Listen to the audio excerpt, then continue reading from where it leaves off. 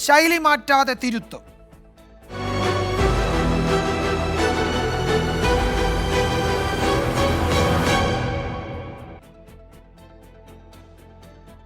ലോക്സഭാ തെരഞ്ഞെടുപ്പിലെ കനത്ത തോൽവിക്ക് കാരണം ജനങ്ങളുടെ മനോഭാവം മനസ്സിലാക്കാൻ കഴിയാതിരുന്നതാണെന്ന് സമ്മതിച്ച് CPIM. തെറ്റിദ്ധാരണ തിരുത്താൻ ജനങ്ങളിലേക്ക് പാർട്ടി ഇറങ്ങിച്ചെല്ലുമെന്നും CPM സംസ്ഥാന സെക്രട്ടറി MV ഗോവിന്ദൻ പ്രതികരിച്ചു.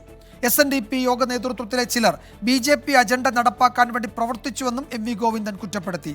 സർക്കാരിന്റെ മുൻഗണനാക്രമത്തിൽ മാറ്റം വരുത്താനും സംസ്ഥാന നേതൃയോഗങ്ങളിൽ തീരുമാനമായി.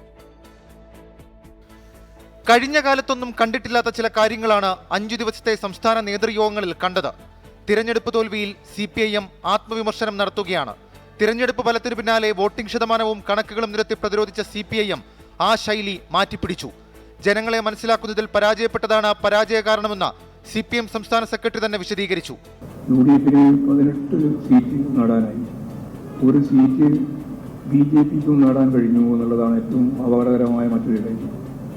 നമുക്ക് കഴിഞ്ഞ പ്രാവശ്യത്തെ പോലെ 2019 പോലെ ഒരു സീറ്റ് മാത്രമേ നേടാൻ സാധിച്ചിട്ടുള്ളൂ.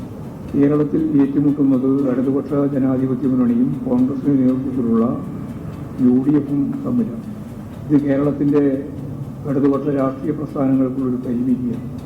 ദേശീയ തലത്തിൽ സർക്കാർ രൂപീകരിക്കാൻ കോൺഗ്രസിനാണ് സാധ്യതയെന്ന ജനങ്ങളുടെ ചിന്തയും ക്ഷേമപ്രവർത്തനങ്ങൾ മുടങ്ങിയതും മറ്റൊരു കാരണമായെന്നും വിലയിരുത്തൽ. പാർട്ടിയുടെ അടിസ്ഥാന വോട്ടായ ഈഴവ സമുദായത്തിലെ വോട്ട് ചോർച്ച ഗൗരവമായിട്ടാണ് CPIM കാണുന്നത്.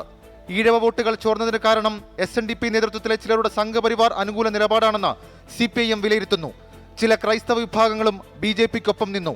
നല്ല രീതിയിൽ നിരവധി മേഖലയിൽ BJPക്ക് അനുകൂലമായി, RSSന് അനുകൂലമായി, സംഘപരിവാറിന് അനുകൂലമായി അത്തരം വോട്ട് മാറ്റുന്നതിന് വേണ്ടിയുള്ള പ്രവർത്തനം നടന്നു എന്നുള്ളതാണ് സത്യം. എന്നാൽ മുഖ്യമന്ത്രി ശൈലി മാറ്റുമോ എന്ന ചോദ്യത്തിന് MV ഗോവിന്ദന്റെ മറുപടി ഇങ്ങനെ: നിങ്ങളിപ്പോൾ കുറെ കൊല്ലായാലോ ഇത് പറയാൻ തുടങ്ങി. എന്നിട്ട് തന്നെയല്ലേ ഞങ്ങൾ 99 സീറ്റ് കിട്ടി. രണ്ടാം ഗവൺമെന്റ് വന്നത് ചരിത്രത്തിൽ ആദ്യമായിട്ടാണ് കേരളത്തിൽ ഒരു ഗവൺമെന്റ് രണ്ടാമത്തെ ഭരണത്തിൽ വരുന്നത്. അന്നും പിണറായി തന്നെയായിരുന്നല്ലോ.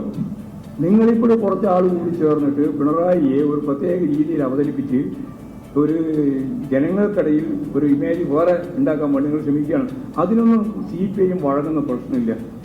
പാർട്ടി പരിപാടി അനുസരിച്ച് സർക്കാരിന്റെ മുൻഗണനാക്രമങ്ങളിൽ മാറ്റം വരുത്താനും സംസ്ഥാന കമ്മിറ്റി തീരുമാനമെടുത്തിട്ടുണ്ട്. ദേശീയ നേതാക്കളെ പങ്കെടുപ്പിച്ചുകൊണ്ട് 4 മേഖലാ യോഗങ്ങളും നടത്തും. ജനങ്ങളെ കേൾക്കാൻ പ്രാദേശിക തലത്തിലും യോഗങ്ങൾ സംഘടിപ്പിക്കും. 24 തിരുവനന്തപുരം.